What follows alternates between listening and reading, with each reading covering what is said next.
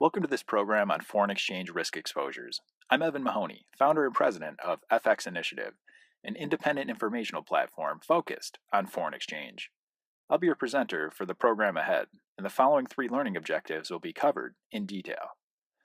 The first learning objective is to define 6 key terms for assessing a firm's foreign exchange risk profile, and to identify the 3 different types of foreign exchange risk.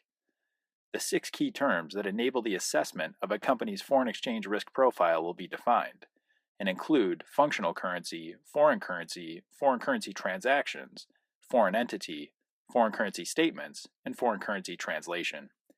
These 6 terms will be applied to Apple as an example using the information in their 2015 annual report. Additionally, the 3 different types of foreign exchange risk will be identified, which include transaction risk, translation risk, and economic risk. And the foreign exchange risk exposure diagram will be used to highlight how each type of foreign exchange risk impacts the income statement and balance sheet. The second learning objective is to explore the concept of foreign exchange transaction risk and recognize its impact on cash flows and the financial statements.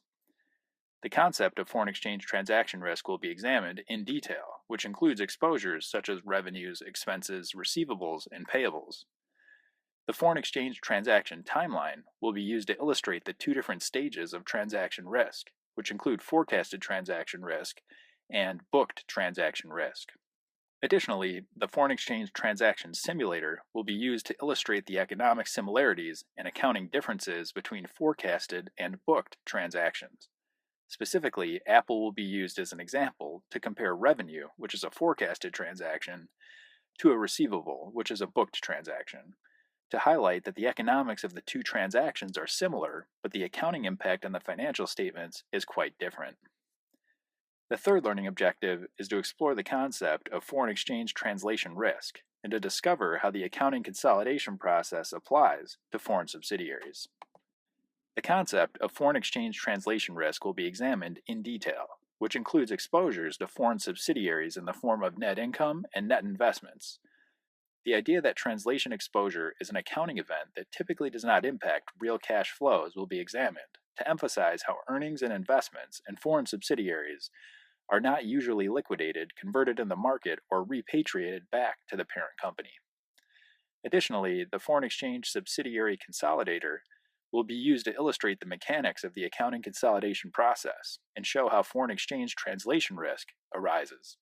Specifically, Apple will be used as an example to demonstrate how the cumulative translation adjustment is calculated and how the financial statements are impacted.